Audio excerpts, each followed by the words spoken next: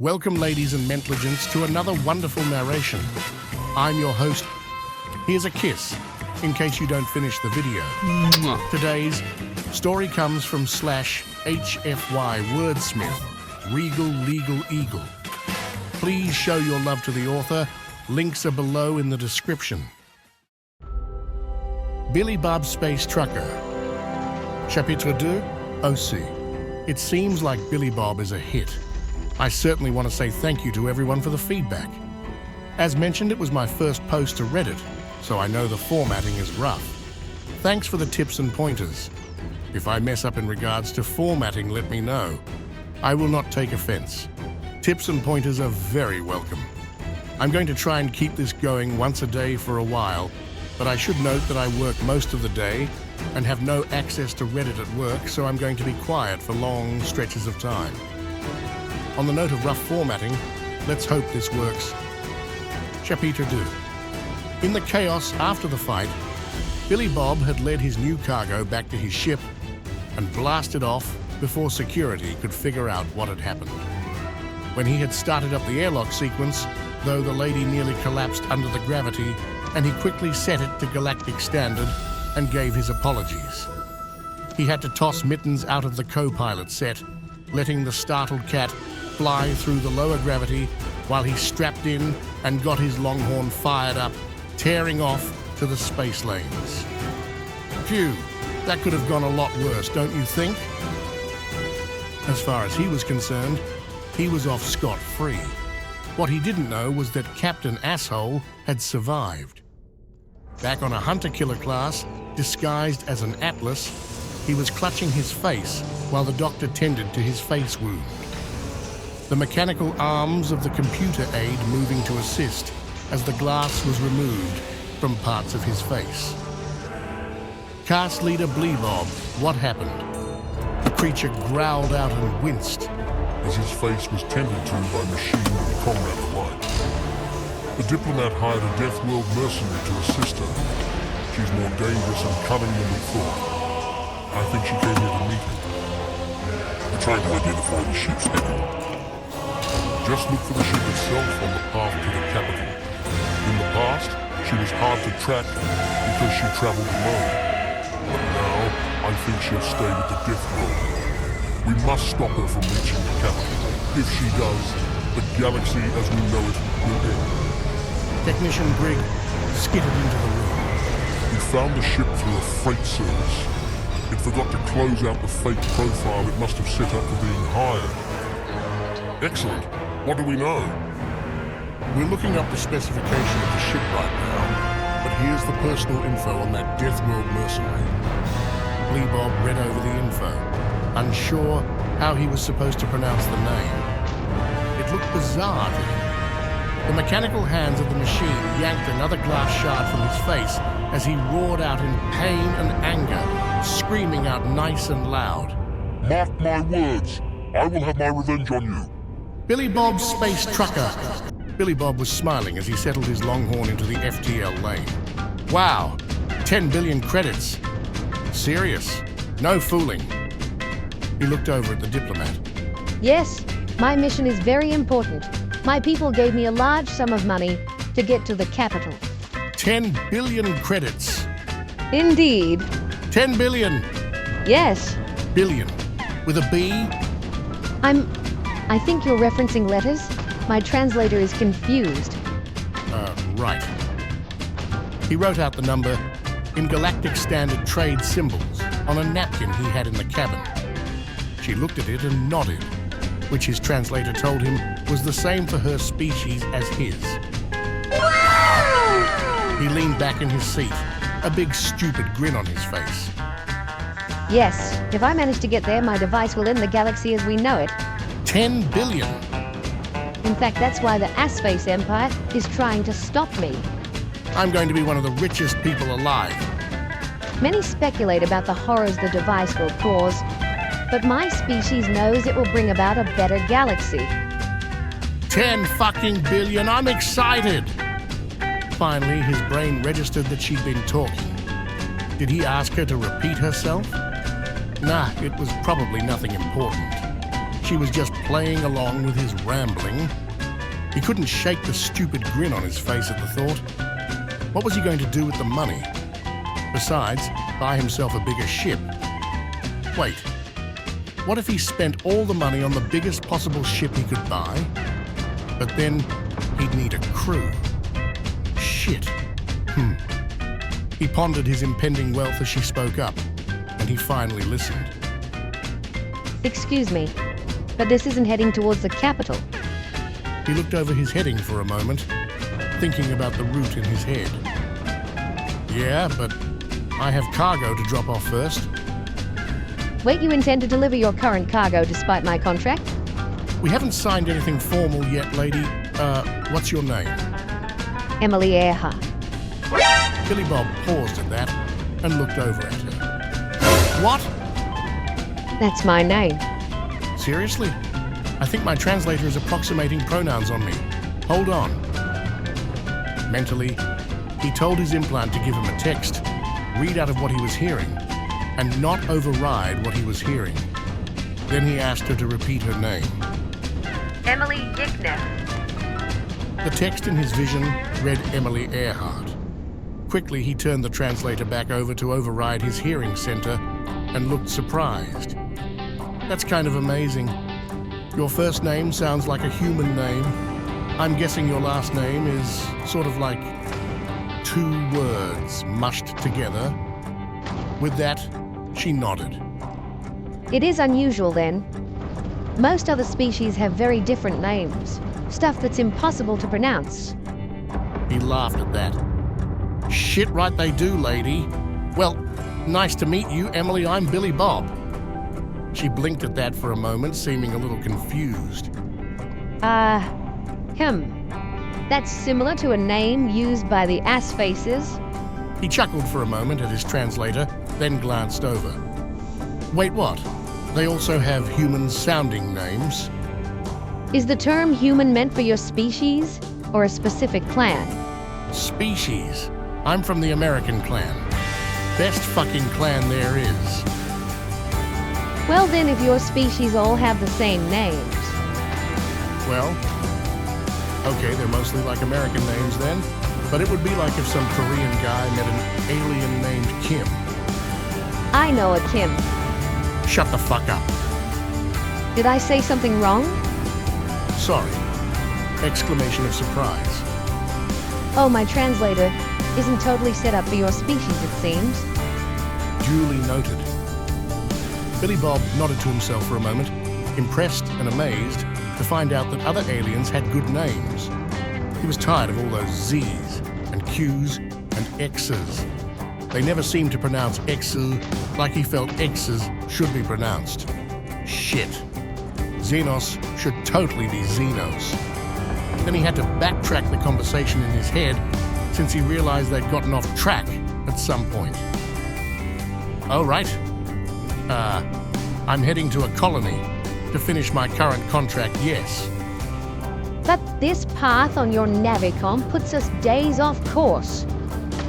Yeah, well, sorry, Emily, but I've never been late to a delivery, let alone skip one, so I'll get you to the capital after this. But I'm offering you 10 billion credits. Yes, and I appreciate that, but I'm not changing my mind on this. I have a reputation after all. The diplomat leaned back in her seat and then shrugged it off. Honor code? He nodded at that. Something along those lines. I can respect that. Billy Bob was settled into the FTL lanes, moving along steadily with all the other traffic sticking to the gates set up by the galactic government. Opposing traffic to your left, keep right, just like the roads back home, aside from those Limmy's course. But if he refused to use metric, or worse yet space metric, then he wouldn't hold driving wrong against them.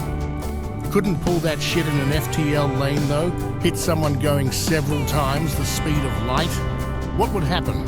A black hole? He wasn't sure and didn't intend to find out. He let out a sigh as he began to relax, figuring that they had another 2 space days of travel, and he better get back into his groove. The diplomat looked ready to speak up when he heard the crackle of his FTL prox band receiver.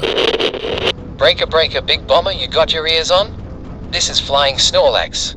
410. Billy Bob looked over at the diplomat for a moment. You're going to want to turn your translator off for this. It's just going to crash. The hooded figure stared at him as he pulled up his prox band mic. That's a 10. 4 Flying Snorlax. I've got my ears on. Didn't know anyone else was around these parts. I heard you had a 99 out here. I'm Alice in Wonderland at the moment. My 01 is supposed to be ass past the gas factory. But everything I'm seeing is headed down Burrito Bog. Or back to the armpit. Shit, Snorlax. You gotta hang up bugs at the turd bowl and throttle on down to double nickel on the local dirt roads. Shit? I've run out of big road? Sure have. Alright, Big Bomber. Hey, I sent you a packet of my recent turns. Got yours? Billy Bob tapped a few buttons on his console. Send it on over, good buddy. Right, well, I'm heading on out, good buddy. Need to find the turret bowl and probably water the engines. 10-4. There was a beep as he received the packet of information and set his mic back down. When he was finished, the diplomat was still staring at him. You're right, my translator crashed. Don't worry about it. That was some guy named Ted, friend of mine. He was lost, trying to get to his first stop, and heard I had a final stop out here somewhere. I gave him directions, then he sent me an info packet. What was in the packet? Turns for a game we play over FTL prox called Space Civ Tycoons. Don't worry about it, he's a big of an insane gamer in that respect, plans out his moves way ahead. I really don't understand any of this. The figure shook her head. Space trucker stuff. It's basically a code, but more to keep things short than anything else. That was short? She asked to his quick reply. To us? Once more she shook her head. So, your species doesn't mind being alone in space? She asked him as he gave a smile. Not at all. Kind of nice. A little boring, but it's a nice enough way to make a living. Get to go to new places, look out across the void, and see some really gorgeous systems. To be honest, I thought our species was unique in this. All the crews I've seen need upwards of 50 bodies in order to feel comfortable. She nodded at that. It's not unique, just very rare. Something about being lonely in the void terrifies most species, or drives them insane quickly enough. But not yours either. She shook her head at that. No, we enjoy the solitude as much as company.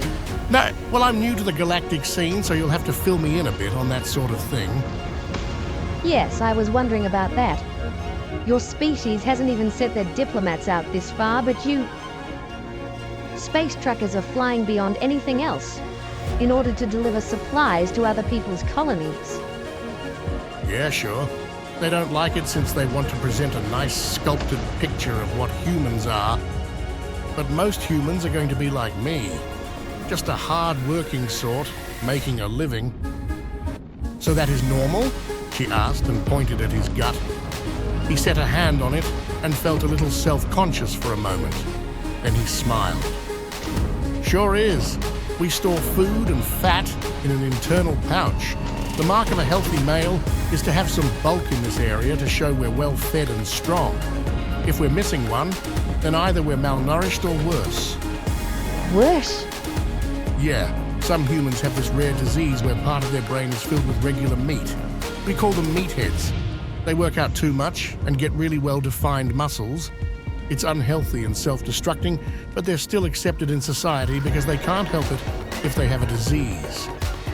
Billy Bob hoped that she was using a freemium translator that didn't inform her that he was lying through his teeth. Fascinating. Damn, he was good.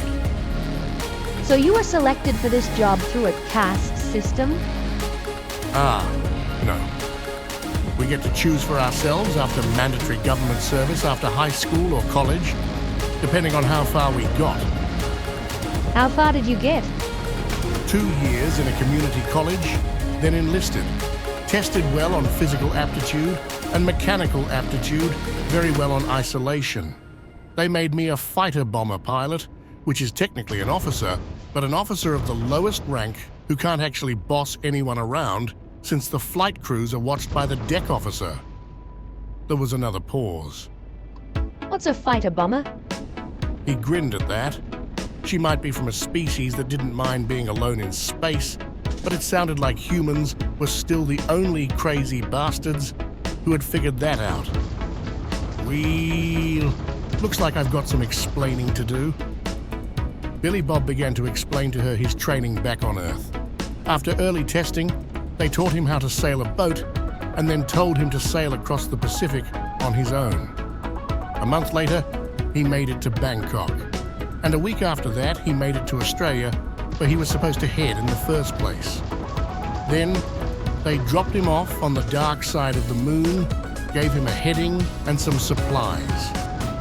2 days later, he made it to the designated base, and his flight training began. Even among humans who didn't mind being alone, it took a special breed to be okay with being truly and entirely alone. That concept, even on a habited planet, freaked most xenos out. Some humans could be alone in a void and just smile at the nothingness around them. Most species couldn't fathom the thought. They were raised on millions of years of herd or pack mentality. Humans had been hunters, and while they achieved great things together, they were happy being spread out. It was also why their population was low compared to other species. Some people needed to live in the suburbs, some needed to live in the country, and there were plenty who needed to live so far from the nearest other person that if there was an emergency, they fixed it themselves or just died. He told her about humanity's early days and the first contact war, how they had been found, not by the galactic government, but an aggressive species of space beetles. Humans had never bothered to learn their names. The space beetles struck first in aggression, seeing they had better tech. The humans scrambled to defend their 2 extrasolar colonies and Sol, while sending off small bombers equipped with jump drives and the massive collection of nukes humans still had. They knew nothing about FTL lanes or the bigger galactic government. Their scientists had devised a way to sort of skip through space, traveling through something else. He didn't know what, and they didn't cover that in community college. So they'd hop along through deep space for weeks or months at a time, and then show up to glass a bug planet. In the end, most of the space beetle fleet was intact, but all their planets were dead when they surrendered. The fact that we had destroyed every single one of their planets was a surprise to human leaders who assumed the beetles had far more systems or would have surrendered earlier. Instead of trying to make amends, they instead tricked the bugs to a meeting spot on an already dead world. Then, we showed up, glassed their entire fleet, and knocked the planet into a star in the hopes no one ever found out we killed an entire species without learning a damn thing about them. Sort of like when a kid breaks something while the parents are out, and instead of admitting it, tries to make it look like that thing was never there at all. Somehow, everyone forgot how that never works. The first contact with the greater galactic government had been a fleet of warships congratulating us on our first victory in an interstellar war. And then they told us if we ever wiped out a species again, they would wipe us out. Strict but fair. From then on out, it was just border skirmishes which were allowed. Humans had strength and determination, but they always lacked numbers. Numbers counted for a lot. So the government started new programs to give tax breaks and benefits to people who had as many kids as possible. And then moved somewhere other than Earth. He was about to go on, but at this point in the conversation, he did something he was used to doing when he was alone. The problem with being a solo trucker was when he forgot to watch himself around company. What was that noise? What? That strange noise? She asked. Oh, I was off gasing. Your species has gas sacs? Sort of. There was an awkward pause before the smell reached her. Oh, Diary, what is that smell? Methane, I think. The diplomat made a few gagging sounds, waving 3 of her hands in front of her face as she got up and retreated to the back of his cabin, while his face took in a nice shade of red. Oh, I can still smell it. It's not that bad. It smells like a native creature died and rotted in the sun for days. Ugh. She stepped into the bathroom as the door sealed shut and he heard the hum of the vent. Well, I guess story time is over for now.